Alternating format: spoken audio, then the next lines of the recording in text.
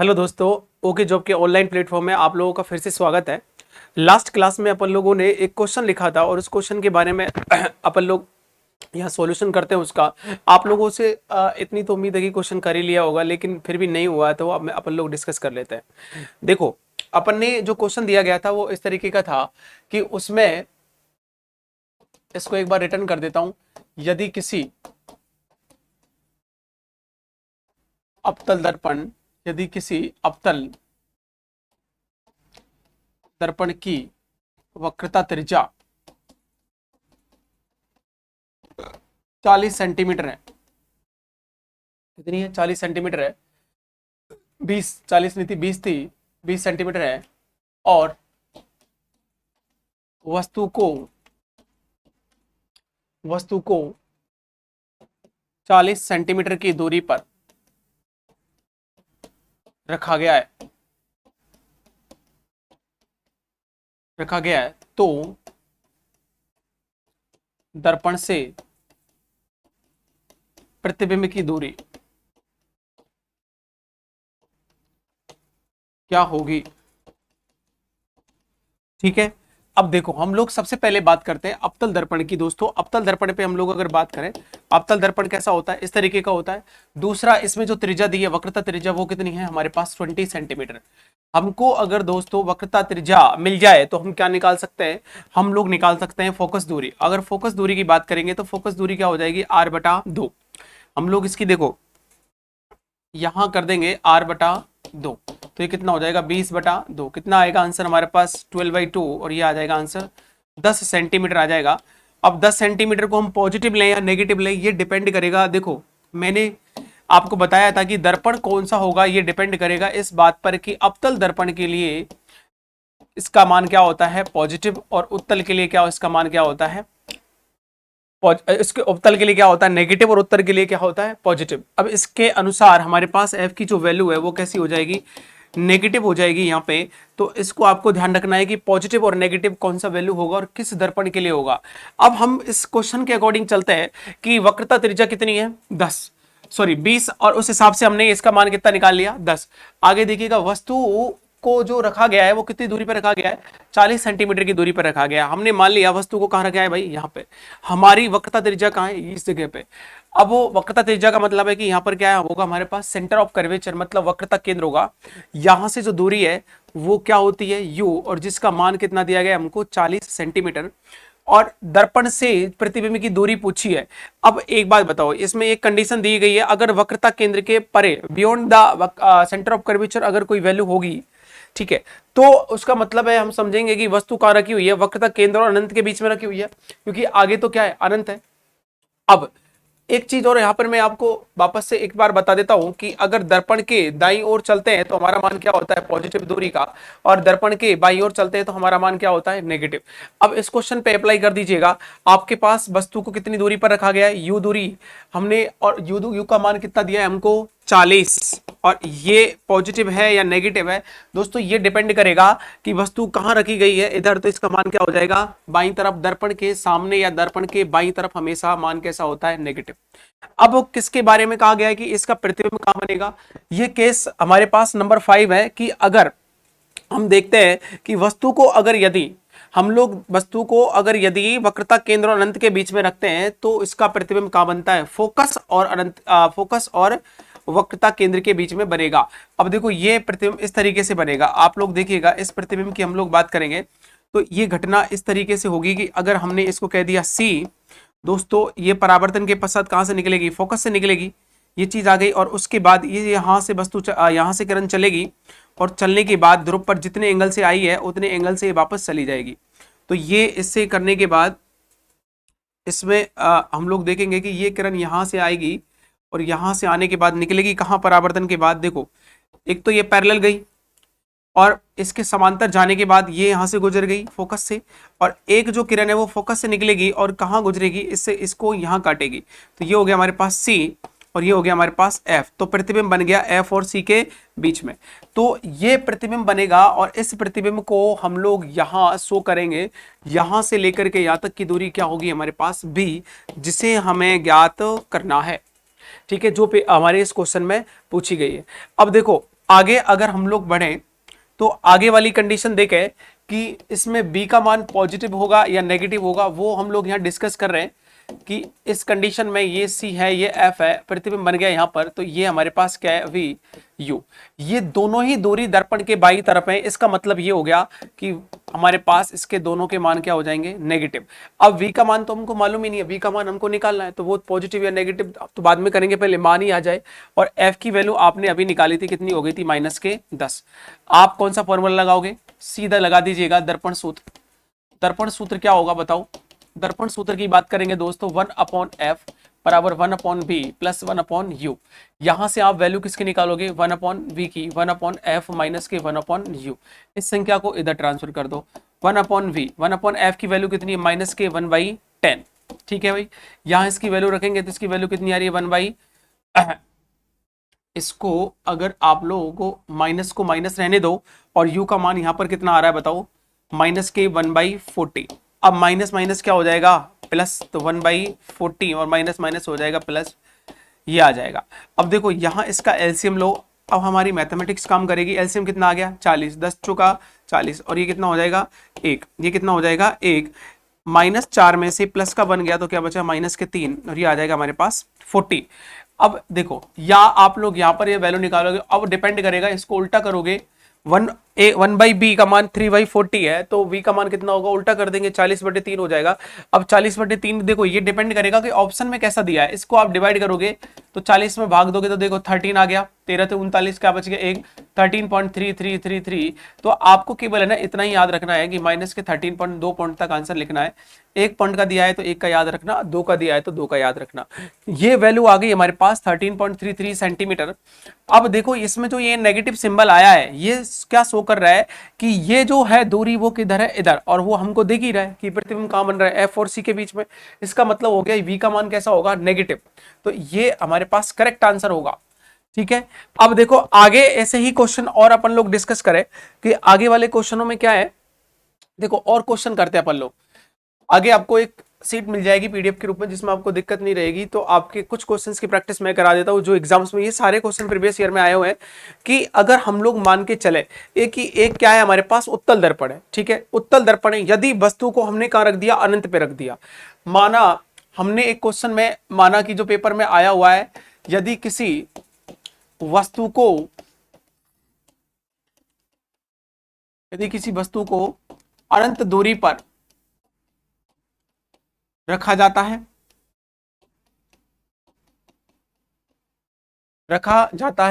जिसकी फोकस दूरी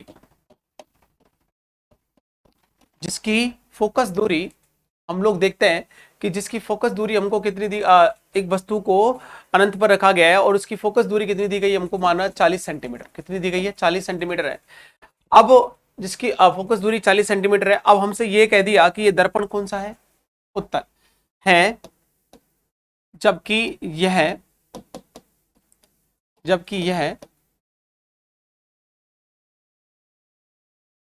ठीक है अनंत पर रखा है। तो इसमें एक चीज पूछी है हमसे, हाँ यू की दूरी पूछी है, जिसकी फोकस दूरी ये है, तो दर्पण से प्रतिबिंब की दूरी ज्ञात कीजिए। दर्पण से प्रतिबिंब की दूरी ज्ञात कीजिए। दर्पण से प्रतिबिंब की दूरी ज्ञात कीजिए जब दर्पण उत्तल है। कौन सा है, उत्तल। ठीक है, अब मान के चलो कि इसको हम लोग सोल्व करते हैं ऐसे करके। अब आप बताओ कि कौन सा दर्पण है, उत्तल। अंडरलाइन कर लो पहले तो, इसको हम लोग देखते हैं कि उत्तल दर्पण है। अब आगे क्या कंडीशन रुक रही है, देखो इसको हमने क्या बोला, उत्तल दर्पण, इसको उत्तल दर्पण बोला है। अब यहां आगे हमको वैल्यू दी गई है कि उत्तल दर्पण के अंदर, पहले इसकी कंडीशंस को फॉलो कर लो कि उत्तल दर्पण के अंदर कोई भी वस्तु कहां रखी है, अनंत पर। तो उत्तल दर्पण कैसा होता है, प्रकाश की किरणों को बिखेर देता है ऐसे करके, और इसको आगे डॉट डॉट करके हम मिलाते हैं तो ये कैसे मिलता है, ऐसे करके। ठीक है, डॉट डॉट करके मिलाएंगे तो ये कैसे मिलेगा, ऐसे करके। तो यहाँ पर क्या है, फोकस। इसका मतलब हो गया प्रतिबिंब हमारा कहाँ बनेगा, फोकस पर, पहली बात। तो दूसरी बात, अगर हमको फोकस दूरी यहां से दी गई है, इसकी ये दूरी दी गई है कितनी, हमको 40। ठीक है, फोकस दूरी इधर कितनी दी गई है, 40। अब सुनो, यहां हमको आर का जो मान है वो दोस्तों कितना दिया गया है 40 सेंटीमीटर। वक्रता त्रिज्या सॉरी वक्रता त्रिज्या नहीं दिया गया, आपकी बार उल्टा दे दिया गया है, फोकस दे दिया गया, कितना दे दिया गया है 40। अब मैंने कहा कि 40 पॉजिटिव होगा या नेगेटिव होगा, ये उत्तल दर्पण के लिए एफ का मान क्या होगा पॉजिटिव 40। यू का कितना मानेंगे, u को कहां पर रखा है अनंत पर, तो u का मान कितना हो जाएगा सीधा सीधा इंफिनिटी। अब इंफिनिटी को तो आप प्लस कर लो माइनस कर लो बात बराबर है, क्योंकि अनंत तो बहुत बड़ा मान है ना कि कोई संख्या है। ठीक है, अब हमसे पूछा है दोस्तों v का मान पूछा है, आप सीधा निकाल दीजिएगा। देखो आपने दर्पण सूत्र लगाया, सवाल बहुत इंपॉर्टेंट है ये ध्यान रखना, 1/f 1/b प्लस 1/u। आपने यहां से वैल्यू निकालना स्टार्ट किया, इसकी वैल्यू कितनी है 40 और 1/v v का मान हमको नहीं पता है और u की वैल्यू कितनी है इन्फिनिटी। किसी भी संख्या में अनंत का भाग देते हैं, इन्फिनिटी का भाग देते हैं तो उसका मान कितना आता है 0 आता है, तो इसका मान 0 हो जाएगा 1/इन्फिनिटी का 1/v प्लस ये क्या हो जाएगा 0, तो सीधा सीधा 1/40 बराबर 1/v। तो हम लोग उल्टा कर देंगे तो b बराबर क्या हो जाएगा 40 सेंटीमीटर, और वो भी कैसा हो जाएगा पॉजिटिव। ठीक है, ये 40 सेंटीमीटर भी कैसा हो रहा है पॉजिटिव। दोस्तों आप लोगों ने ना, मैंने आपको सब कुछ बता रखा है, इतना इसमें समय लगना ही नहीं चाहिए था।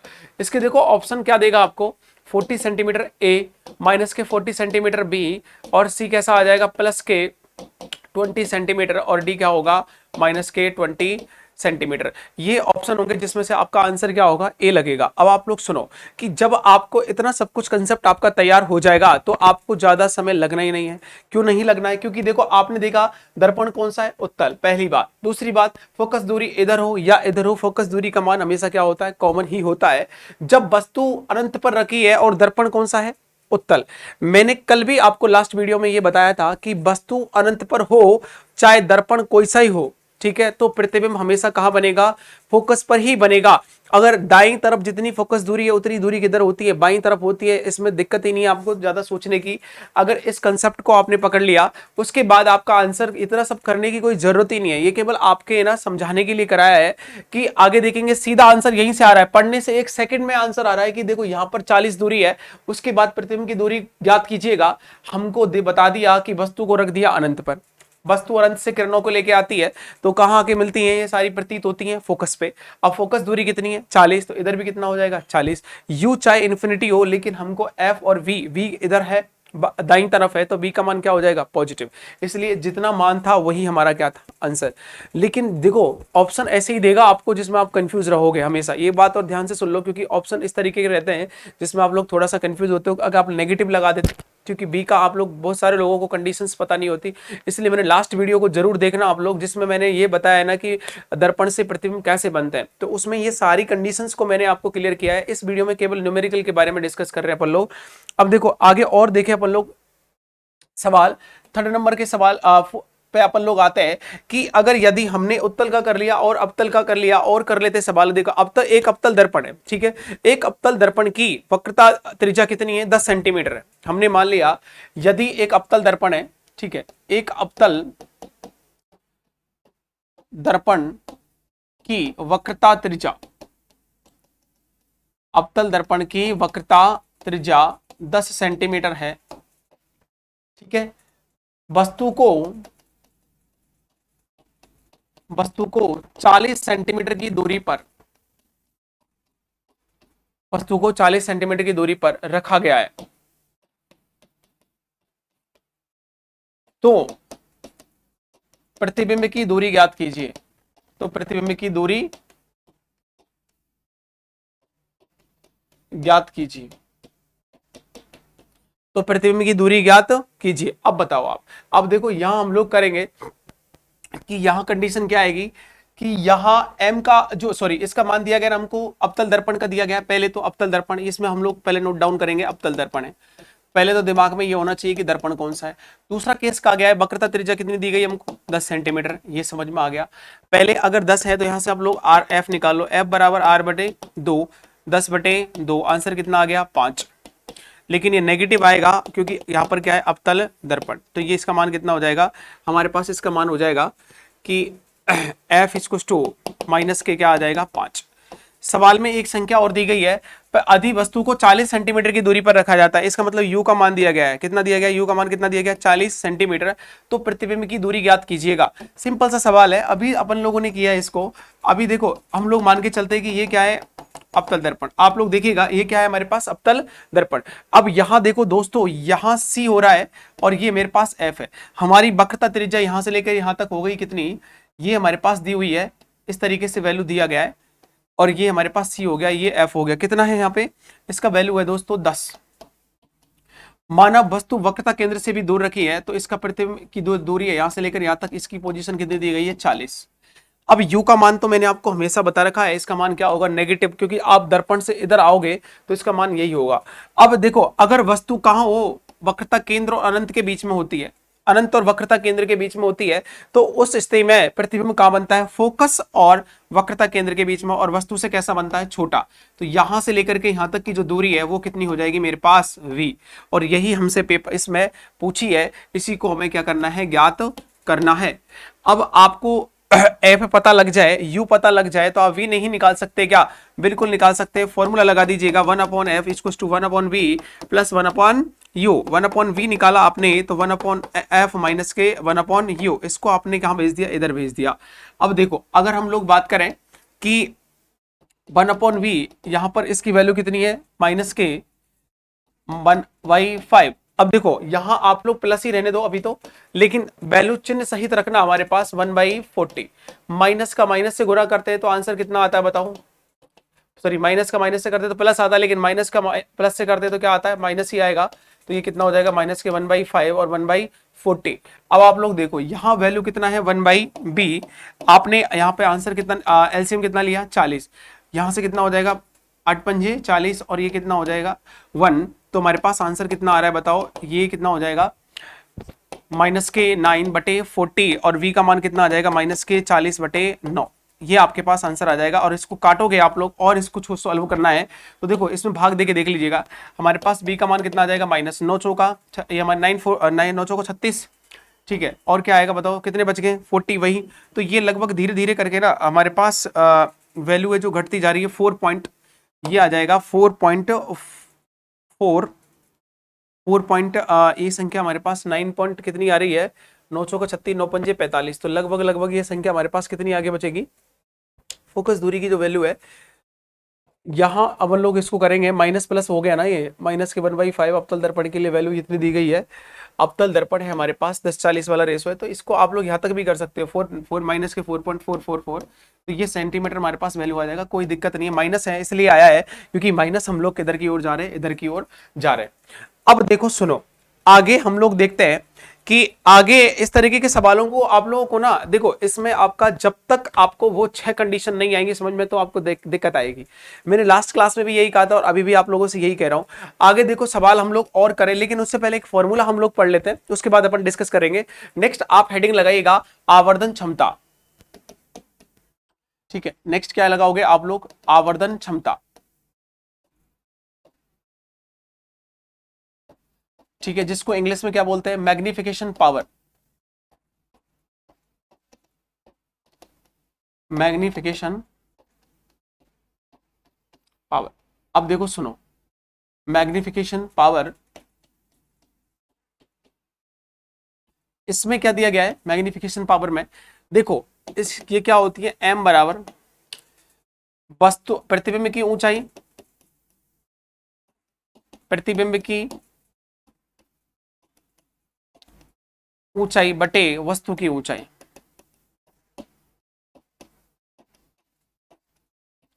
ठीक है। या तो आप लोग ऐसे करिएगा, हम लोग बोल सकते हैं यहां पर हाइट ऑफ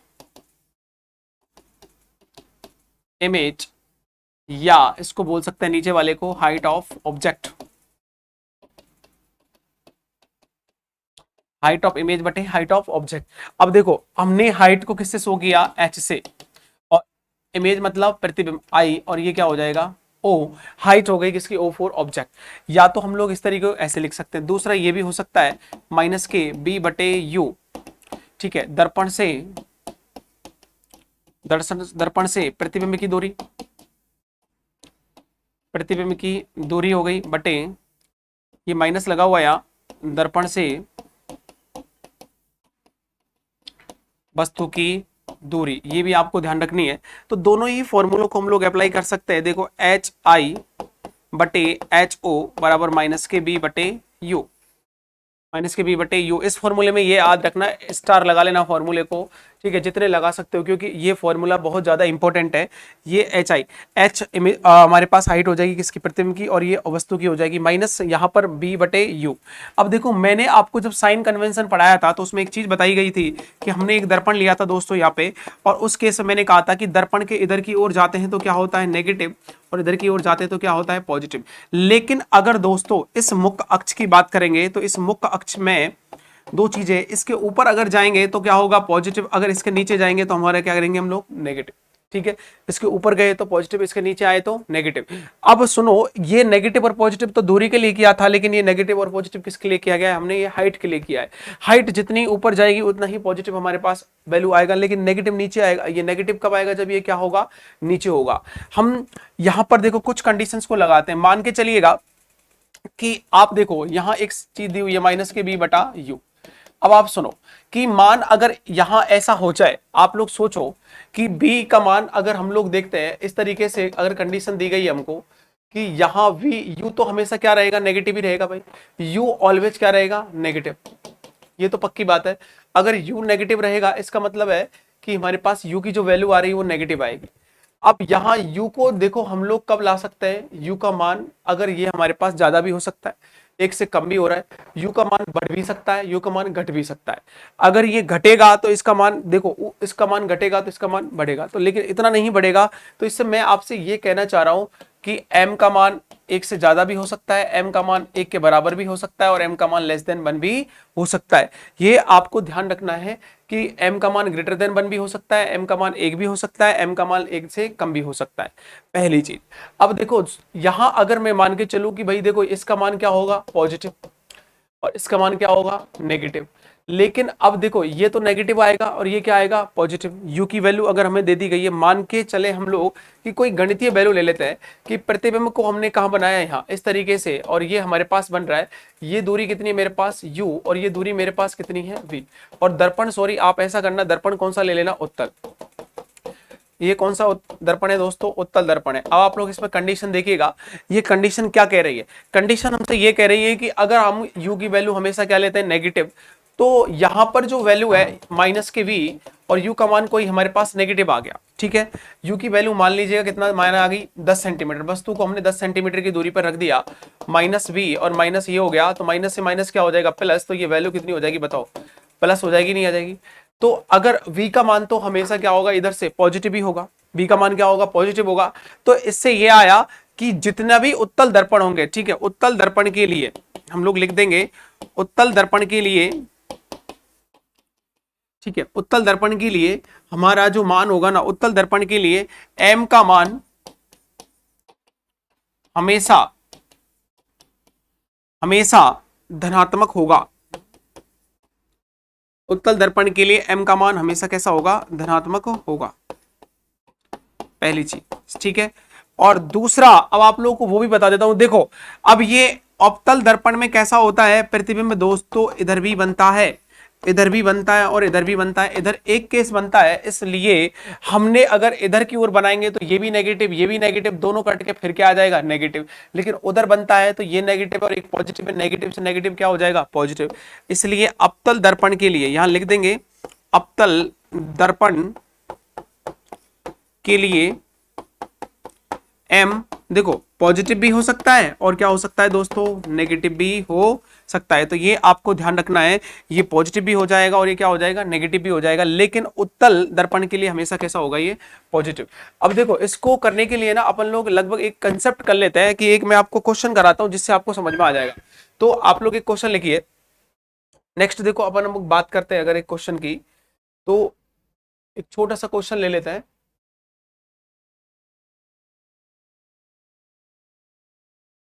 ये क्वेश्चन है हमारा, ठीक है। अब चलो कि क्वेश्चन क्या है, लिखो क्वेश्चन, इसका आवर्धन क्षमता का क्वेश्चन है हमारे पास। देखो यदि यदि किसी अवतल दर्पण की, किसी अवतल दर्पण, रुको एक सेकेंड, किसी अवतल दर्पण के सामने वस्तु को, वस्तु को 16 सेंटीमीटर की दूरी पर, की दूरी पर रखा जाता है, दूरी पर रखा जाता है यदि वस्तु की ऊंचाई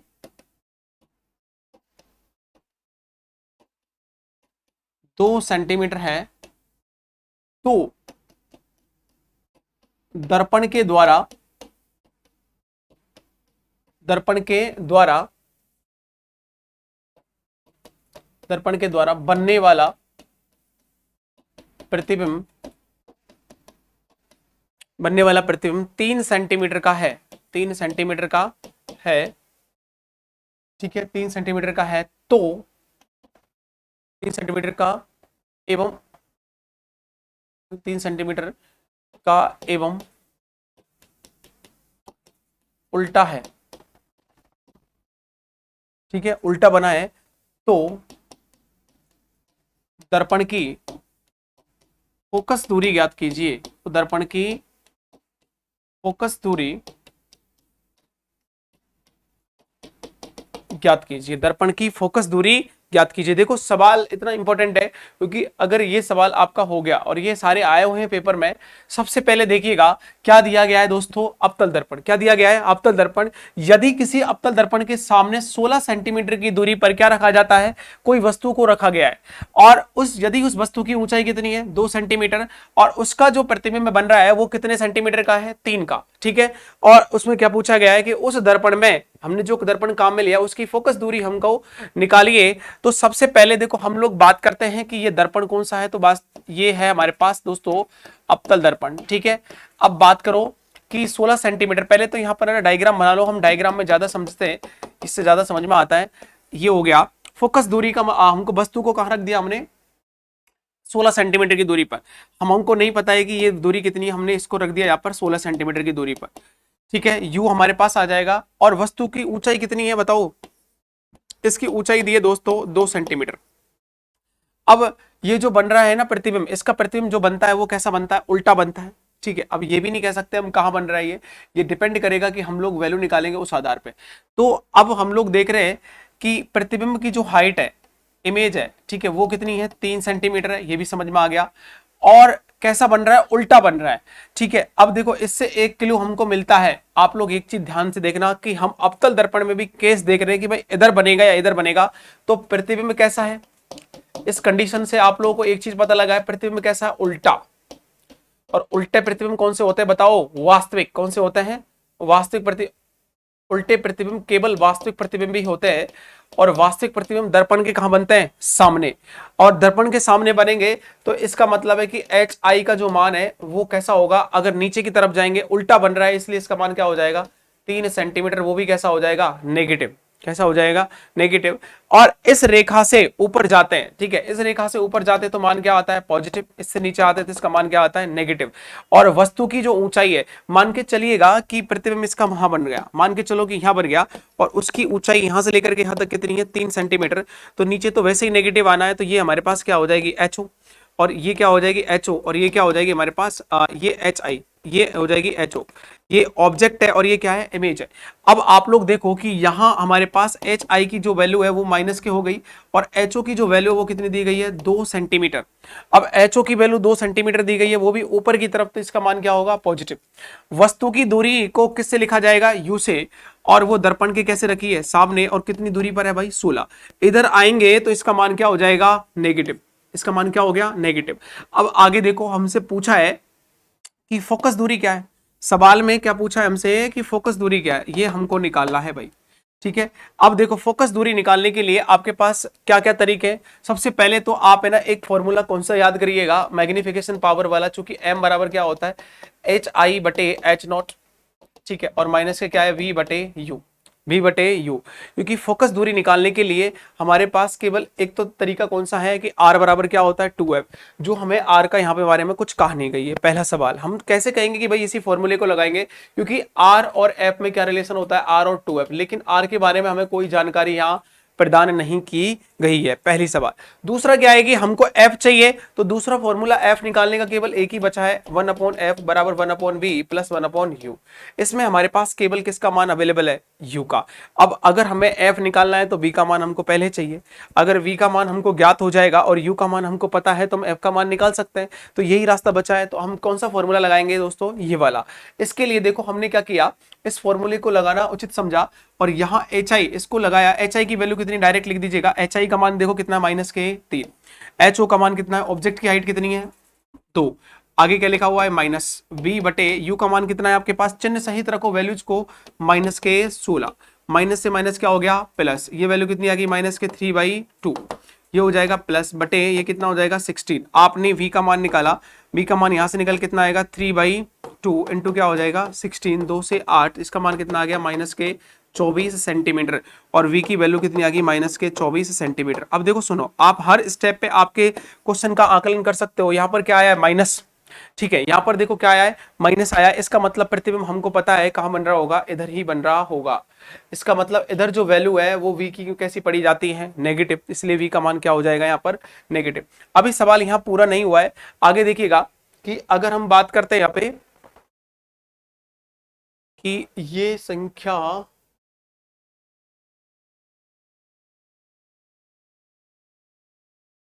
एक सेकेंड भाई, देखो अगर ये पूरा नहीं हुआ है अभी, अब इसमें क्या कर रहे हैं हम लोग, देखो अभी ऐप का मान हमको निकालना है, इसके लिए आपको थोड़ा सा और मेहनत करनी पड़ेगी। देखो व्यू का मान अपने पास कितना था -16, बी का मान कितना, अभी कितना है हमारे पास 3/2, ये हमारे पास कितना 3/2 इंटू 16 करके 2 8, तो हमारे पास कितना आया था -24 सेंटीमीटर। अब सुनो यहाँ वैल्यू हमको f की निकालनी है, तो आप कौन सा फॉर्मूला लगा दो, सीधा सीधा 1/f बराबर 1/v प्लस 1/u। अब इसमें चिन्ह सहित वैल्यू रखना भाई, ये वैल्यू कितनी है -k, इसकी कितनी है 24, इसकी वैल्यू कितनी है -16। अब देखो 1/f, ये कितना आएगा इसका -k 1/24, और ये माइनस और प्लस, देखो ये माइनस प्लस की बात करेंगे तो ये क्या हो जाएगा माइनस हो जाएगा। इसका एलसीएम ले लो, कितना हो जाएगा 48, और 48 होने के बाद देखो इसका एलसीएम इसका निकालोगे तो 24 दूना 48, और इसका करोगे तो कितना आएगा, ये हो जाएगा 16×48, 3 और 2 5, तो ये कितना हो जाएगा -k 5/48। ये 1/f की वैल्यू है, उल्टा करके आप वैल्यू निकाल लो इसका, तो 1/f का वैल्यू कितना है -k 1/5/48, तो f की वैल्यू कितनी हो जाएगी -k 48/5। अब ऑप्शन के ऊपर डिपेंड रहेगा, इसको अगर और आगे करना है तो देखो 9 तो 1 हो गया, 9 पंजे 45, और कितना हो जाएगा, ये 3 बचेगा, 9.6 सेंटीमीटर आंसर आ जाएगा आपका। लेकिन अब यहाँ एक चीज और हो गई कि अब कंडीशन में देखो, आपको मैंने कहा था ना, आप हर स्टेप पे ये गलत निकला या सही, क्योंकि यहाँ क्या आया नेगेटिव, और f की वैल्यू नेगेटिव किसके लिए होती है, अवतल दर्पण के लिए। किसके लिए होती है, अवतल दर्पण के लिए। जो आपको क्वेश्चन में मैंने लिखाया था कि अवतल दर्पण है तो उसके लिए उसका मान क्या होगा, इस तरीके का होगा। तो आपको ध्यान रखना है कि इस क्वेश्चन में जैसे ही क्वेश्चन आएगा तो आप सॉल्यूशन निकालोगे आंसर में, तो चिन्हों सहित जो वैल्यू है वो आप लोग देख सकते हो। ठीक है दोस्तों, आगे के जो वीडियोज रहेंगे तो उसमें अपन लोग क्वेश्चनों की प्रैक्टिस में जितने क्वेश्चन मैंने कराए और आपको सीट दे दी जाएगी, और मिलेंगे आप लोगों से अगले वीडियो में नेक्स्ट टॉपिक के साथ। धन्यवाद।